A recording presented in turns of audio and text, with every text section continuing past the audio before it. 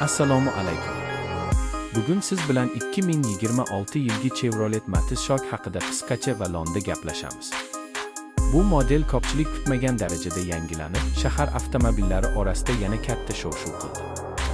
Matiz nomi birinchi marta 1998 yilda paydo bo'lgan va o'sha paytdan boshlab arzonligi, tejamkorligi bilan mashhur bo'lgan. 2026 yilgi Matiz esa shu an'anani saqlagan holda butunlay zamonaviy qiyofada qaytdi. Tashqi dizayni endi ancha keskin va yoshona. LED faralar ixcham, lekin sportcha kuzov uni shahar uchun ideal qiladi. Salon ichida esa avvalgidan katta farq seziladi. Sensorli ekran, smartfon bilan ulanish, qulay o'rindiqlar va oddiy, tushunarli boshqaruv, bularning barchasi kundalik haydashni osonlashtiradi. Texnik tomondan Matiz Shark tejamkor dvigatel bilan jihozlangan. Shahar ichida kam yoqilg'i sarflaydi va boshqaruvi juda yengil.